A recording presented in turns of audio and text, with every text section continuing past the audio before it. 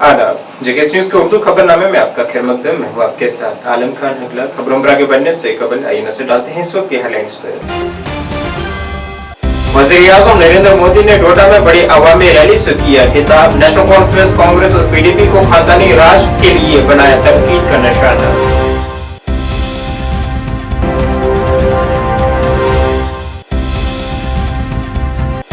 Baramulla tipper Kareri में झड़प के दौरान 3 दहशतगर्दों को किया गया हलाक। इलाके में तलाशी कार्रवाई अब भी जारी।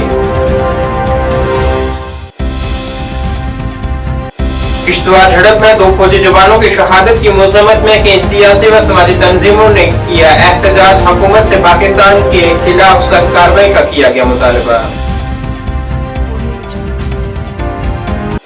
और Indian council for historical research कला केंद्र सोसाइटी और जम्मू यूनिवर्सिटी के इश्तिराक से कला केंद्र जम्मू में आज से 20 सितंबर तक जारी रहने वाली नुमाइश का चीफ सेक्रेटरी ने किया इफ्तिताह।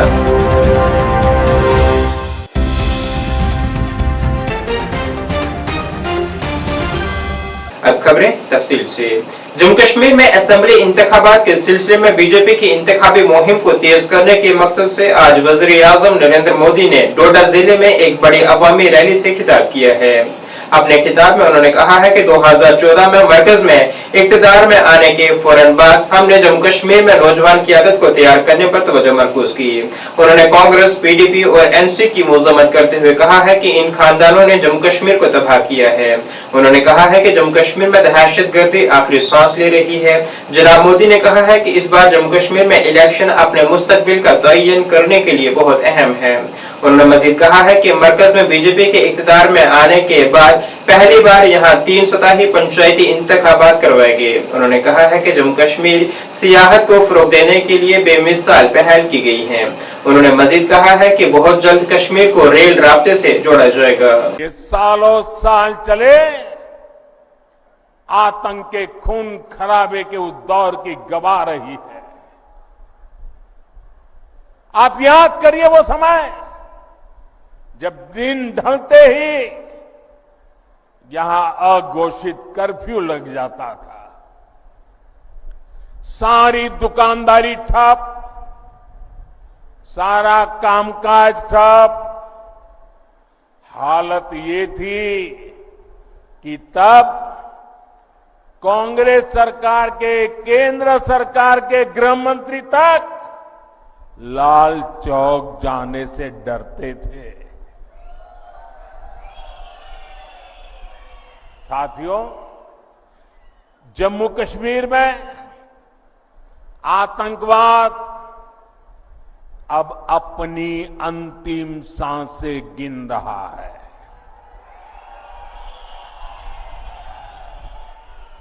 पिछले 10 साल में जम्मू कश्मीर में जो बदलाव आया है वो किसी सपने से कम नहीं है।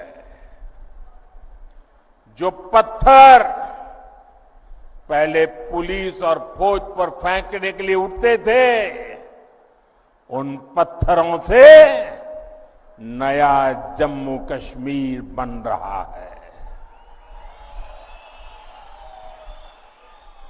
और ये सब कुछ किसने किया है?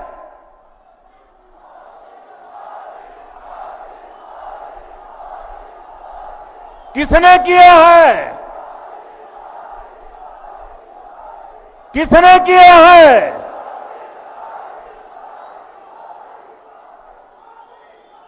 ये मोदी ने नहीं किया।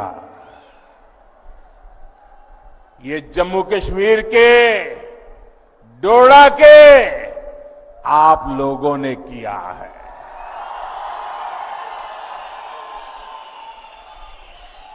आपके इसी विश्वास को आगे बढ़ाते हुए जम्मू कश्मीर भाजपा ने आपके लिए एक से बढ़कर एक संकल्प लिए हैं। साथियों, आज ही हमने टीकालाल टपलू जी को याद किया है, उन्हें श्रद्धांजलि दी है।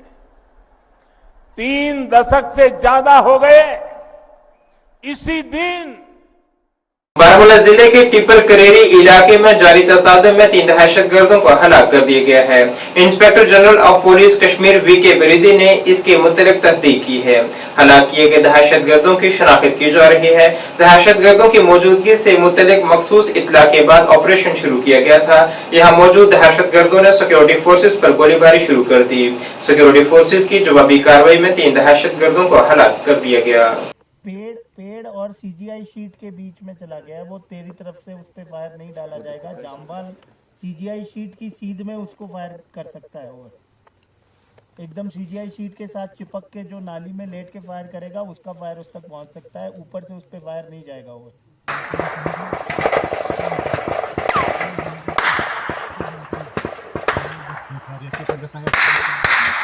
आराम से सर, जो आज ऑपरेशन चल रहा है इसके बारे में बता दीजिए। कल देर शाम पुलिस है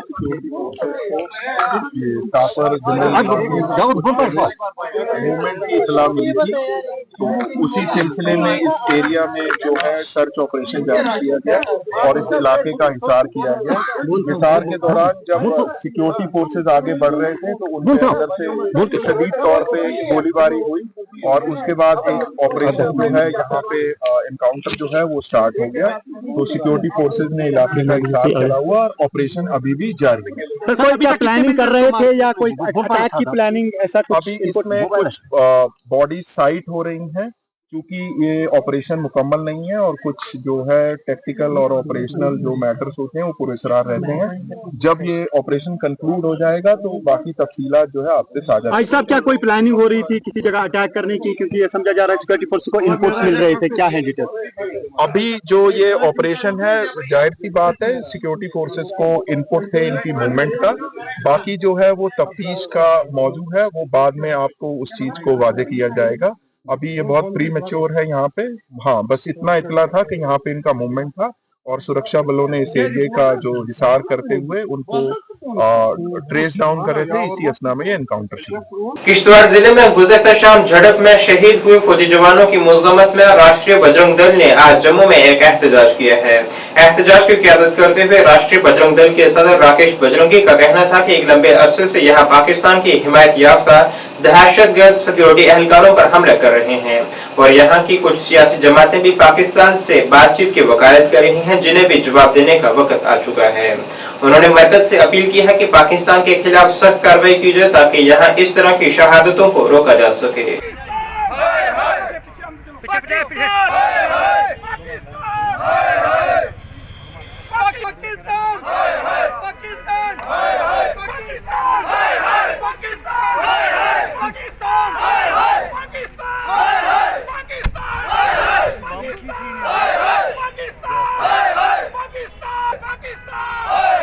पाकिस्तान के द्वारा की जा रही हैं।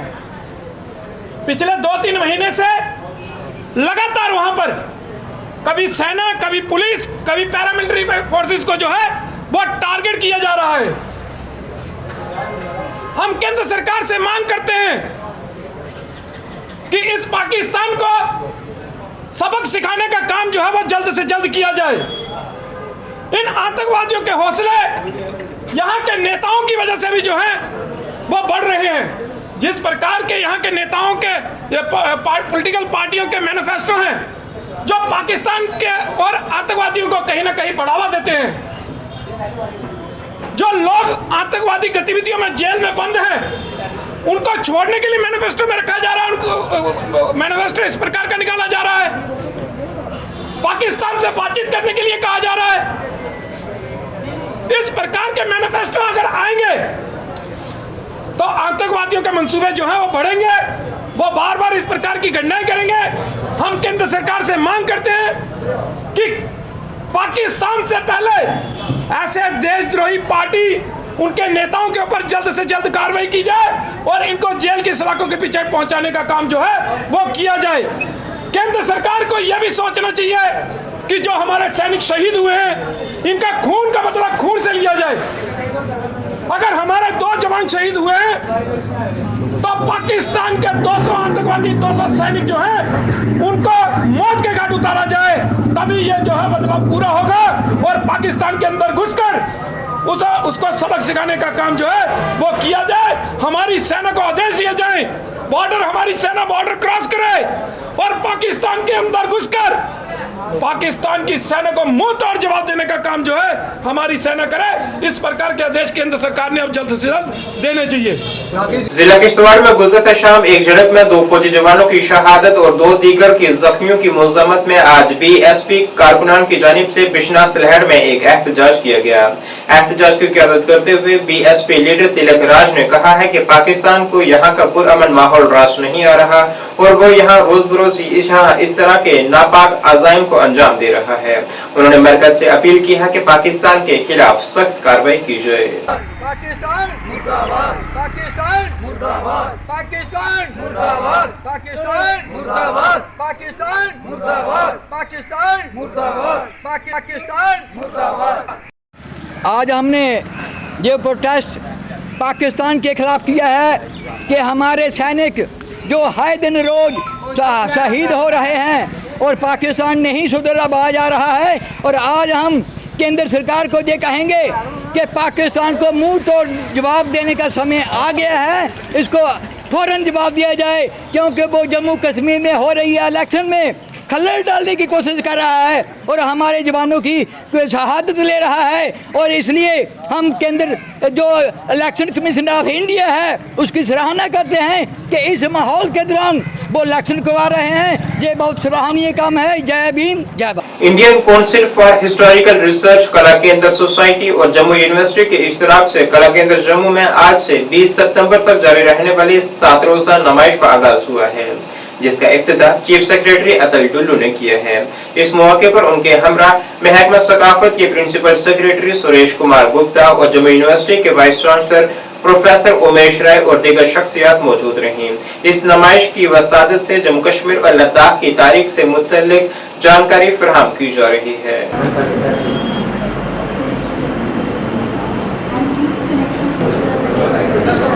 सौजन्य से यहाँ पर प्रदर्शित किया जा रहा है, तो मुझे लगता है कि युवा अगर इसको देखेंगे तो उनको हमारी हिस्ट्री है, हमारा इतिहास है, उसको बेहतर तरीके से समझ सकेंगे। तो हमारी हिस्ट्री ने, हमारे कल्चर ने, हमारे ट्रेडिशंस ने बहुत बड़ा रोल प्ले किया है ये निर्धारित करने में कि हम आज क्या है। तो हमारा अगर हमको समझना है तो हमको इस तरीके के एग्जीबिशंस में आना पड़ेगा। पीडीपी सदर महबूबा मुफ्ती ने बिजबिहाड़ा में रोड शो किया है। यहाँ बड़ी तादाद में उनके हमायती मौजूद रहे। इस रोड शो में उन्होंने नेशनल कॉन्फ्रेंस को खूब तनकीद का निशाना बनाया है। ज़राए अबलाग से बात करते हुए महबूबा मुफ्ती ने कहा है कि साल 2015 में नेशनल कॉन्फ्रेंस के रहनुमा बार-बार दिल्ली का दौरा कर यहाँ बीजेपी के साथ मखलूत हुकूमत बनाने की कोशिश कर रहे थे। उन्होंने कहा है कि पीडीपी कोई भी सियासी पेशरफ्त पर्दे के पीछे नहीं करती है। 2015 में अमित शाह के पास कौन बार गया कि हमारे साथ सरकार बनाओ, बिला शर्त जरूर सरकार बनाओ। पीडीपी जो करती है खुल के करती है, हम छुप के कुछ नहीं करते। किंग मेकर का मतलब ये है कि महबूबा मुफ्ती चीफ मिनिस्टर बनने की कैंडिडेट नहीं है। इसलिए हमारी पार्टी में बहुत सीनियर लोग हैं जो किंग बनेंगे, जो वजीर आला बनेंगे और हम उनको बनाएंगे। ये उसका मकसद है और कोई मकसद नहीं। इंशाअल्लाह इल्तिजा ने 2019 के बाद यहाँ के लोगों की आवाज बुलंद रखी, यहाँ जुल्म सितम के खिलाफ आवाज उठाई। लोग उसको समझते हैं और लोग चाहते हैं कि इल्तिजा जो है असेंबली में पहुंचे। आइंदा असेंबली इंतखाबात को पुरअमन और शफाफ तरीके से मुनक्किद करवाने के मकसद से मुख्तलिफ मकामात पर पुलिस और इंतजामिया की जानिब से नाकाबंदी की गई है, ताकि शहरपसंद अनासिर पर निगाह रखने के साथ साथ मसाली ज़ाब्ता इखलाक की पासदारी भी की जा सके। इसी तनाजुर में जम्मू जिले के महमूदपुर में भी एक चेक पोस्ट कायम की गई है। यहाँ हर गुजरने वाली गाड़ी पर निगाह रखी जा रही है।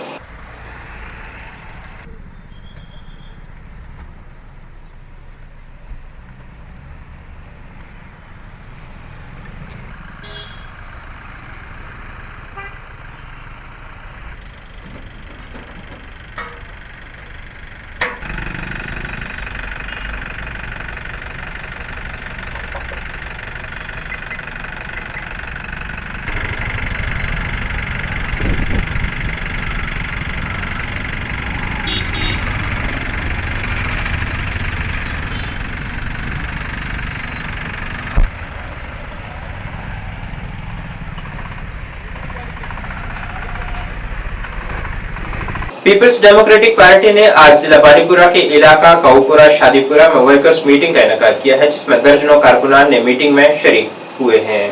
इस मीटिंग की सदारत पीडीपी लीडर और उम्मीदवार सोनावरी हल्का मोहम्मद ताहिर कादरी ने की है।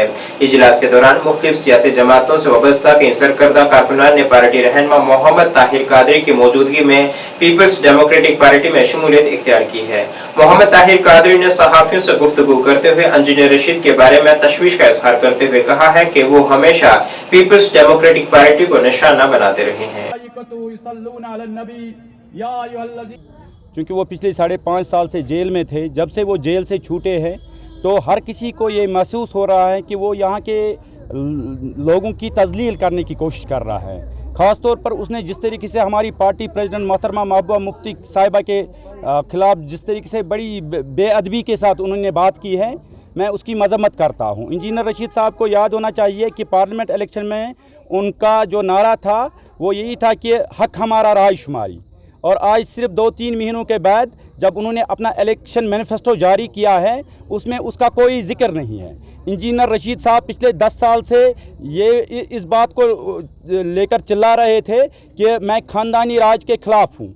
आज आप देख रहे हैं कि उनका भाई, उनका बेटा, उनके ख़ानदान के तमाम लोग इलेक्शन में हिस्सा लेना चाहते हैं या मंडेट ढूंढ रहे हैं। इस तरीके से इंजीनियर रशीद साहब ने जो यहाँ पर ख़ास तौर पर सरजान बरकती की जो बेटी है, आपने देखा होगा कि सोशल मीडिया पर किस तरीके से उसकी मजम्मत की जा रही है। हर किसी को ये महसूस हो रहा है कि इंजीनियर रशीद साहब का दिमागी तवाज़ुन जेल में रहकर थोड़ा बिगड़ गया है। तो ये एक हकीकी बात है, सोशल मीडिया पर हर कोई इसकी मजम्मत कर रहा है। जिला रियासी के बेटा गांव में आज सीआरपीएफ की 126वीं बटालियन ने गवर्नमेंट हाई स्कूल के तुलबा के साथ सफाई मुहिम चलाई है। इस मौके पर स्कूल के तुलबा, असातिज़ा, गांव के बसनीकों, सीआरपीएफ के जवानों ने मिलकर पूरे गांव की सफाई की है और एक रैली भी निकाली है और तमाम गांव के लोगों को अपने घरों के साथ साथ गांव को भी साफ रखने का पैगाम दिया है। सीआरपीएफ के डिप्टी कमांडेंट बलवीर सिंह ने बताया है कि हुकूमत की हिदायत के मुताबिक 14 सितंबर से 2 अक्टूबर तक स्वच्छता पखवाड़े के तहत तमाम महकमे मुश्तरका तौर पर सफाई मुहिम चलाएंगे।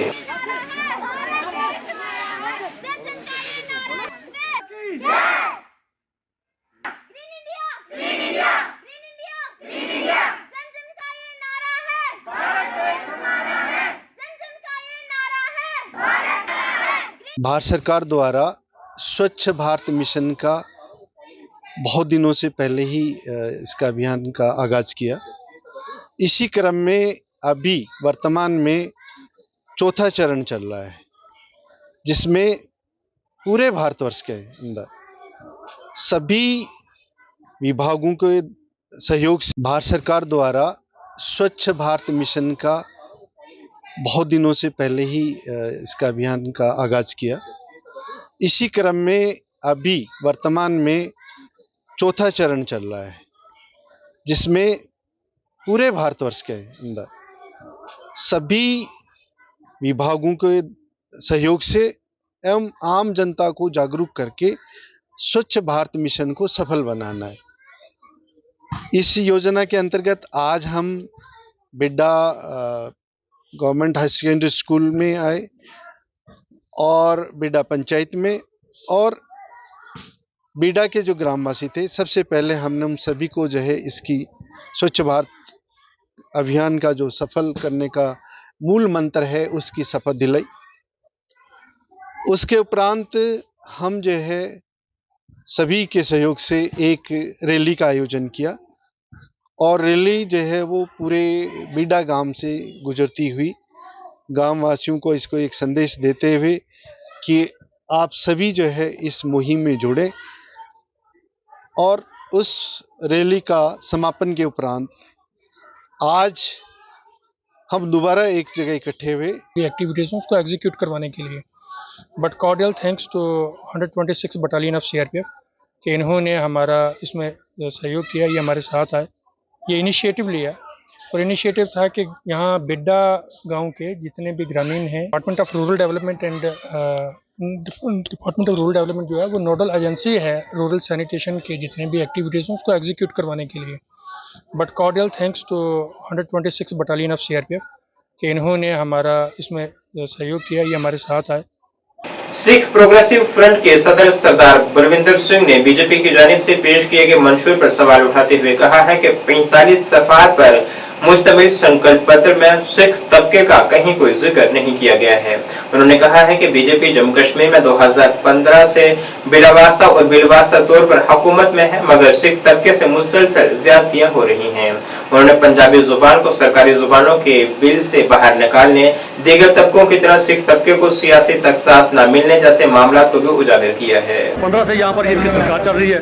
पहले मुफ्ती मोहम्मद साहब के साथ थी, उसके बाद PDP महबूबा जी के साथ आई, तो फिर उसके बाद LG साहब का यहाँ गवर्नर साहब थे, उसके बाद LG साहब आए। तो हमें काफ़ी बार LG साहब के साथ ही मुलाकातें हुई, काफ़ी डेपुटेशन मिले, सब ने ऑलमोस्ट वही डिमांडें की जो सब सिखों की है जम्मू कश्मीर के, जिसमें मेन मुद्दे थे हमारे, जिसमें मेन SRO 425 था, जो नॉन माइग्रेंट कश्मीरी पंडितों को दिया गया, सिखों को नहीं दिया गया। जो पॉलिटिकल रिजर्वेशन थी, अगर आपने SC ST पहाड़ी गुजर बकरवाल पंडितों को 2 सीटें श्रीनगर से दी माइग्रेंट कोटे में, तो सिखों को क्यों नहीं? तो ये हमारी डिमांड थी कि अगर आपने बाहर सेक्शन ऑफ सोसाइटी को इनकॉर्पोरेट किया, उनको इंक्लूड किया पॉलिटिकल रिजर्वेशन में, तो सिखों को क्यों नहीं? इसके अलावा हमारी जो डिमांड थी पंजाबी को JK UT official language bill में से बीजेपी के दौर में इसमें से बाहर निकाला गया। जब LG साहब से हमारी मुलाकात हुई, उन्होंने हमें कहा कि ये सेंटर का डोमेन है, लेकिन मैं इसको प्रमोट करने के लिए हर मुमकिन करूंगा। LG साहब, आज तक 30 जो हमारे टीचर्स की वैकेंसी खाली थी, आप उसको फुलफिल नहीं कर पाए। तो ये हमारे मुद्दे थे।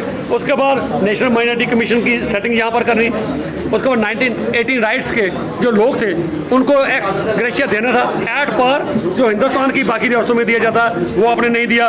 नाज़रीन, इस वक्त की उर्दू बुलेटिन में बस इतना ही। मुझे मेरी टीम के साथ दीजिए इजाजत। अल्लाह हाफिज।